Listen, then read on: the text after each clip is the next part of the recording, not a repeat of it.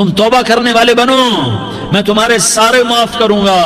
یا عبادی الذین اسرفوا علی انفسہم، اے میرے نافرمان بندو آ جاؤ مجھے منا لو، مجھے راضی کر لو۔ من تقرب الی تلقیتہ من بعید، تم مجھے راضی کرنے آؤ، میں آگے بڑھ کے تمہارا استقبال کروں گا۔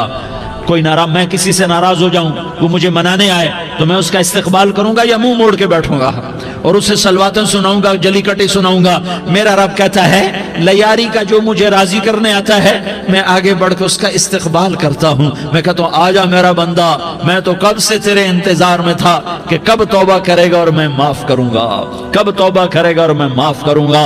اللہ کو اپنا بناؤ، اس کے در پر جھکنے کے ساتھ ہمارے گناہوں کی حیثیت ہی کوئی نہیں ہے۔ بنی اسرائیل میں ایک آدمی نے 99 قتل کیے، اس کو خیال آیا میں توبہ کروں، ایک عبادت گزار کے پاس گیا اور اس سے پوچھنے لگا میں نے 99 قتل کیے ہیں، میری توبہ ہو سکتی ہے؟ اس نے کہا ہرگز نہیں، تو بڑا ظالم ہے، تیری کوئی توبہ نہیں۔ اس کو غصہ چڑھا، اس نے اسے بھی قتل کر دیا، 100 کر دیے۔ پھر اس کو خیال آیا میں توبہ کروں تو وہ ایک عالم کے پاس گیا اور اس سے پوچھنے لگا میں نے 100 قتل کیے ہیں، کیا میری توبہ ہو سکتی ہے؟ کہ بیٹا کیوں نہیں ہو سکتی توبہ؟ ہائے ہائے ہائے ہائے ہائے، میرا رب ایک مثال دیتا ہے، کہتا میرا بندہ تو اتنے گناہ کر کہ زمین کو بھر دے، اس خلا کو بھر دے، چاند تاروں ستاروں کو بھر دے، اتنے گناہ کر کہ آسمان کی چھت کو لگا دے، زمین سے اٹھا اور آسمان کی چھت کو لگا دے۔ اتنے گناہ کرنے کے بعد صرف ایک دفعہ کہہ دے یا اللہ معافی دے دے تو میں سارے ہی معاف کروں گا، سارے معاف کروں گا، ولا ابالی، اور مجھے کوئی پرواہ نہیں ہوگی۔ انہوں نے کہا بیٹا گناہوں کی معافی تو یقیناً ہے لیکن توبہ کا ہونا ضروری ہے، تیری توبہ پکی ہونے کے لیے یہ ماحول چھوڑنا ضروری ہے، تو یہ بستی چھوڑ کے اس بستی میں چلا جا، وہاں نیک لوگ رہتے ہیں، ان کی صحبت میں تو رہے گا تو تیری توبہ پکی ہو جائے گی۔ اس نے کہا میری معافی ہو جائے، میری معافی ہو جائے، میں ہر کام کرنے کو تیار ہوں۔ بوریا بستر اٹھایا، جو تبلیغ والے کہتے ہیں گھر چھوڑو، لیاری چھوڑو، بستر اٹھاؤ اور چلے کے لیے نکلو، 4 مہینے کے لیے نکلو کہ اپنی توبہ کو پکا کرو، ورنہ ماحول کی گندگی پھر آدمی کو گرا دیتی ہے، پھر گرا دیتی ہے، پھر گرا دیتی ہے۔ وہ نکلا، راستے میں موت آئی، جب موت نے جھٹکا دیا تو اس نے چھلانگ لگائی اس نیک لوگوں کی بس کی طرف، وہ ایسے اس کے ہاتھ اس کے آگے اور پورا جسم ایسے آگے پھیلا ہوا۔ اللہ تعالیٰ نے لیاری والوں کو قصہ سنانا تھا تو دونوں فرشتے بھیج دیے، جنت کا بھی آ گیا، جہنم کا بھی آ گیا۔ جہنم والے کہنے لگے مجرم ہے ہتھ کڑی لگاؤ، جنت والے کہنے لگے مہمان ہے سہرے پہناؤ۔ جہنم والے کہنے لگے توبہ ادھوری ہے، ابھی توبہ پکی نہیں ہے، ابھی نیک لوگوں کے شہر کو پہنچا ہی نہیں ہے کہ موت آ گئی۔ اور جنت کے میں کہنے لگے نہیں نہیں نہیں، توبہ ارادے سے ہو جاتی ہے، ارادہ کر لیا توبہ ہو گئی، ہمارا مہمان ہے۔ اللہ نے تیسرا فرشتہ بھیجا، جاؤ فیصلہ کرو۔ کیا فیصلہ کرو؟ وہ یہاں مرا پڑا ہے، یہ اس کی بستی ہے، یہ نیک لوگوں کی بستی ہے، وہ یہاں مرا پڑا تھا۔ اللہ تعالیٰ نے کہا فیصلہ کیا کرتا ہوں کہ یہ فاصلہ ناپو، اگر گھر کے قریب ہے تو دوزخ والے لے جاؤ، اگر نیک لوگوں کی بستی کے قریب ہے تو جنت والے لے جاؤ، یہ میرا فیصلہ ہے۔ ہائے ہائے واہ میرا رب، میں تیرے قربان۔ ہوا کیا تھا؟ وہ گھر کے قریب تھا اور نیک لوگوں کی بستی سے دور تھا۔ جب ناپنے لگے تو اللہ تعالیٰ نے ادھر والی زمین سے کہا جو نیک لوگوں کی بستی کی طرف سے تھی، اللہ تعالیٰ نے اس زمین سے کہا سکڑ جا، اور جو گھر والی زمین تھی اس کو کہا پھیل جا۔ ادھر کی زمین کو پھیلا دیا اور ادھر کی زمین کو سکیڑ دیا۔ جب ناپا گیا تو وہ نیک لوگوں کی بستی کے قریب ہوا۔ اللہ نے کہا لے جاؤ جنت میں، ہم نے معاف کر دیا۔ اور یہ تو بنو اسرائیل کا آدمی ہے، ہم تو محمد مصطفیٰ صلی اللہ علیہ وسلم کے امتی ہیں۔ ایک بنو اسرائیل کا آدمی، اس کا نام تھا کفل، اور روزانہ رات کو نئی لڑکی اس کے پہلو میں آتی، شراب کا دور چلتا اور زنا کا سے منہ کالا کرتا۔ ایک رات ایک لڑکی کو 60 دینار دے کر لایا۔ 60 دینار کوئی 10 لاکھ روپیہ بنتا ہے۔ کیا مال تھا کہ ایک رات کا 10 لاکھ دے کر آیا۔ جب کمرے میں داخل ہوا تو وہ لڑکی رو رہی تھی، تو کفل نے پوچھا کیوں رو رہی ہو؟ میں نے زبردستی تو نہیں کیا۔ تو وہ اس نے روتے ہوئے کہا کفل میں پیشہ ور عورت نہیں ہوں، میں عزت دار عورت ہوں، مجھے بھوک نے یہاں تک پہنچایا ہے۔ میں یہ کہا کرتا ہوں جب سردار لوگ، جب مالدار لوگ زکوٰۃ نہیں دیتے تو غریبوں کی بیٹیاں نیلام ہو جاتی ہیں۔ مالداروں سے کہتا ہوں، ان سرداروں سے کہتا ہوں کہ اللہ کے نام پر دیا کرو کہ غریبوں کی بیٹیوں کی عزتیں بحال رہیں۔ تو کفل نے جب دیکھا اور جب سنا، آنسوں کو دیکھا اور اس کی بات کو سنا، تو وہ اس کا وحشی دل، پتھر دل، کیا آنسوں نے کام کیا کہ وہ رونے لگا۔ کفل رونے لگا اور کہنے لگا بہن جس عزت سے آئی تھی اسی عزت سے واپس چلی جا، اور میں بڑا کتا انسان ہوں، میں بہت گندا انسان ہوں، میں تیرے آنسوں کے طفیل توبہ کرتا ہوں، تو میرے لیے دعا کر دے، اللہ میری بخشش کر دے، اور تو چلی جا اپنی عزت کی سلامتی کے ساتھ، اور جو مال میں نے تمہیں دیا تھا تمہیں ہدیہ۔ وہ بچی گھر پہنچی اور کفل کو پتہ نہیں اگلے لمحے کیا ہونے والا ہے۔ تھوڑی دیر کے بعد کفل مر گیا، اچانک جوانی میں موت آ گئی۔ کفل کو نہیں پتا تھا کہ میری زندگی کی چند گھڑیاں باقی ہیں، ساری زندگی زنا شراب میں گزری، آخری چند لمحے میں توبہ کی، اب میرے اللہ نے کیا کیا؟ اللہ کے بن جاؤ، ہاتھ جوڑتا ہوں، اللہ کے بن جاؤ، اللہ کو اپنا بنا لو، اللہ کو اپنا بنا لو، اللہ کو اپنا بنا لو، اللہ سے دوستی لگا لو، اللہ سے یاری لگا لو، اللہ کے آگے سر جھکا لو، ایک دوسرے سے محبت والے بن جاؤ۔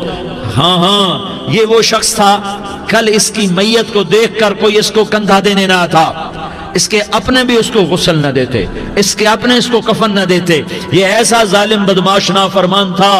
ہاں سنو، کفل موسیٰ علیہ السلام کا امتی، طارق جمیل محمد مصطفیٰ کا امتی، سردار عزیر محمد مصطفیٰ کا امتی، ہمارے پیچھے محمد مصطفیٰ کے آنسو ہیں، آہیں ہیں، سسکیاں ہیں، فریادیں ہیں، دعائیں ہیں۔ یہ بنی اسرائیل کے گناہگار کے لیے کیا کر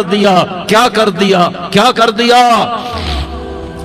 اگر یہ صبح پایا جاتا مردہ تو اس کا کوئی کندھا دینے والا نہ ہوتا، نہلانے والا نہ ہوتا، اسے پتھروں میں دبا دیتے۔ صبح ہوئی تو لوگوں نے دیکھا کفل کے دروازے پر بہت بڑا جیسے بینر لگا دیا جاتا ہے، پورا بینر لگا ہوا تھا، کفل کے دروازے پر لکھا ہوا تھا ان اللہ قد غفر للکفل، لوگو اللہ نے کفل کو معاف کر دیا۔ کیا مطلب تھا معاف کر دیا؟ کہ جاؤ جنازہ پڑھو، جاؤ دفن کرو، جاؤ غسل دو، جاؤ کفن دو، میں نے کفل کو معاف کر دیا۔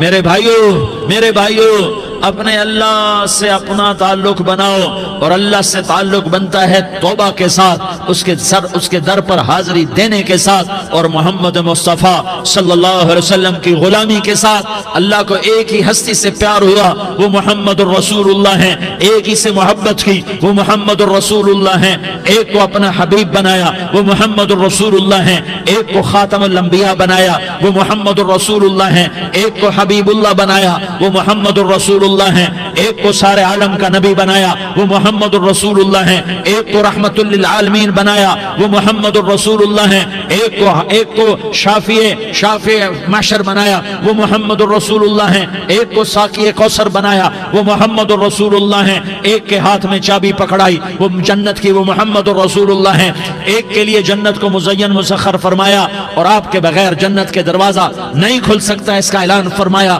وہ محمد الرسول اللہ ہیں۔ اللہ سے جڑنے کا سردار عزیر ہو یا اس کا گنمین ہو، طارق جمیل ہو یا اس کا ملازم ہو، دونوں کے لیے ایک ہی راستہ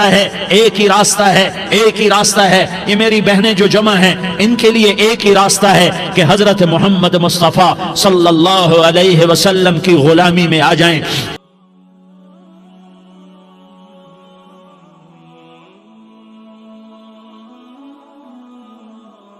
ان کے طریقوں پر آ جائیں، ان کے راستوں پر آ جائیں، ان کی زندگی کو اپنی زندگی بنا لیں۔ میرے نبی کی زندگی محفوظ ہے۔ یہ کائنات کا سب سے افضل، سب سے اعلیٰ، سب سے برتر، سب سے اجمل، سب سے اکمل، سب سے ابہا، سب سے انور، سب سے اتم، سب سے اجل، سب سے انور، سب سے کمال والا، جمال والا، حسن والا محمد بن عبداللہ بن عبد المطلب بن ہاشم بن عبد مناف بن قصی بن کلاب بن مرہ بن کعب بن لوی بن غالب بن فہر بن مالک بن نضر بن کنانہ بن خزیمہ بن مدرکہ بن الیاس بن مدر بن نزار بن معد بن عدنان بن اود بن حمیسہ بن سلامان بن عوس بن بوز بن قموال بن عبید بن عوام بن ناشد بن حزا بن بلداس بن یدلاف بن طابخ بن جاحم بن ناحش بن ماخی بن عیفی بن عبقر بن عبید بن الدعاء بن حمدان بن سنبر بن یثربی بن یحزن بن یلحن بن ارعوا بن عیغی بن زیشان بن عیسر بن اقناد بن ایہام بن مقصر بن ناحس بن زارح بن سمی بن مزی بن عوض بن عرام بن قیدار بن اسماعیل بن ابراہیم بن آذر بن ناحور بن سروج بن رعوب بن فائج بن عابر بن ارفقشاد بن سام بن نوح بن لامک بن متوشالہ بن ادریس بن یرد بن ملح الایل بن قینان بن آنوش بن شیس اور بن آدم علیہ السلام۔ یہ میرے نبی کا نسب ہے، یہ میرے نبی کی پیڑھی ہے۔ دنیا میں کسی سردار کا نسب محفوظ نہیں، کسی سردار کی پیڑھی محفوظ نہیں، کسی بادشاہ کا نسب محفوظ نہیں، کسی بادشاہ صدر وزیر کی پیڑھی محفوظ نہیں۔ یہ محمد مصطفیٰ ہے، یہ محمد ہے، یہ احمد ہے، یہ ماہی ہے، یہ حاشر ہے، یہ عاقب ہے، یہ فاتح ہے، یہ خاتم ہے، یہ ابو القاسم ہے، یہ طٰہٰ ہے، یہ یاسین ہے۔ جو امت کے لیے جتنا میرا نبی رویا کوئی نہ رویا، جتنا تڑپا کوئی نہ تڑپا، جو دکھ میرے نبی نے دیکھے اس امت کو بنانے میں، بچپن سے لے کر دنیا سے جانے تک کوئی نبی نہیں دیکھ سکتا۔ کوئی نبی ایسے یتیم پیدا نہیں ہوا، کوئی نبی ایسے یتیم پیدا نہیں ہوا، کوئی نبی ایسے فقر میں پیدا نہیں ہوا کہ کوئی عورت دودھ پلانے کے لیے تیار نہ ہو۔ کسی نبی کی ماں کو اللہ نے ایسے جنگل میں موت نہیں دی جیسے میرے نبی کی ماں کو اللہ نے جنگل میں اٹھایا۔ کسی نبی کی ماں کو اللہ نے اتنے بچپن میں موت نہیں دی جیسے میرے نبی کو میرے نبی کی ماں کو میرے اللہ نے صرف میرے نبی کی عمر 6 سال، ماں کے پیٹ میں 2 مہینے کے ہیں اور باپ کا انتقال ہو گیا 25 سال کی عمر میں، پیدا ہوئے ہیں پتہ نہیں ہے باپ کا، باپ دیکھا ہی نہیں ہے، 6 سال کے ہو گئے ہیں، سارا کچھ ماں ہے، باپ بھی ماں ہے، ماں بھی ماں ہے، بہن کوئی نہیں تو بہن بھی ماں ہے، بھائی کوئی نہیں تو بھائی بھی ماں ہے، کوئی 6 برس کے بچے کا دوست کیا ہے، دوست بھی ماں ہے، اور سب کچھ ماں ہے، اور گود بھی ماں کی، کھلانے والی بھی اماں، سلانے والی بھی اماں، چلانے والی بھی اماں، بٹھانے والی بھی اماں۔ میرے نبی کو تو ماں کی ضرورت ہے کہ میرا نبی جوان ہوتا، شادی کرتا، اولاد ہوتی، پھر ماں کا سہارا لے لیا جاتا۔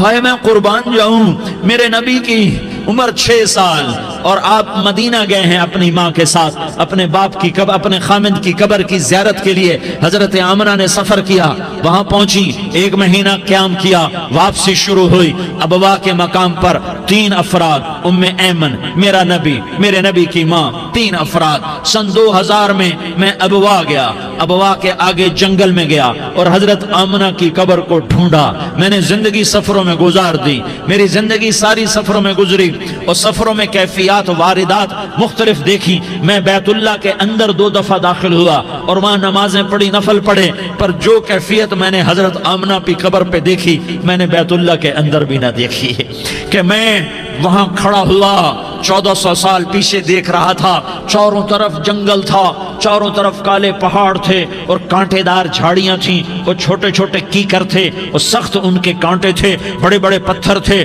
نوکیلے سنگریزے تھے اور سیاہ کالے پہاڑ تھے، اور چاروں طرف سن 2000 میں انسان نام کی شے نہ تھی۔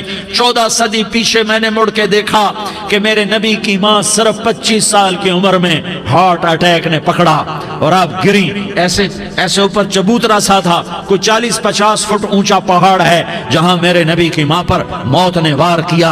ارے یہ موت مدینے میں آتی تو نان کے سنبھال لیتے، یہ موت مکے میں آتی تو داد کے سنبھال لیتے، کوئی دادا سنبھالتا، کوئی چاچا سنبھالتا، کوئی پھوپھی سنبھالتی، کوئی ماموں سنبھالتا، مدینے میں رشتہ دار تھے کوئی وہاں سنبھالتا۔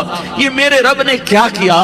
یہ لیاری والوں کو پیغام دیا کہ دیکھو دیکھو اپنے نبی کے مصائب دیکھو، تم جھک جاؤ، سہ جاؤ، اللہ اور اس کے رسول کی رضا میں پی جاؤ، سہ جاؤ، تو تمہیں عزت کے تاج مقدر، تمہیں کامیابی مقدر، تمہیں عزت مبارک، تمہیں کامیابی مبارک، تمہیں رحمت مبارک، تمہیں جنت مبارک، تمہیں اللہ کی رضا مبارک۔ ظالم کے ساتھ کبھی میرا رب نہ ہوا، مظلوم کو میرے رب نے کبھی تنہا نہ چھوڑا، مظلوم کافر بھی ہو تو اللہ اس کا ساتھی ہے، مظلوم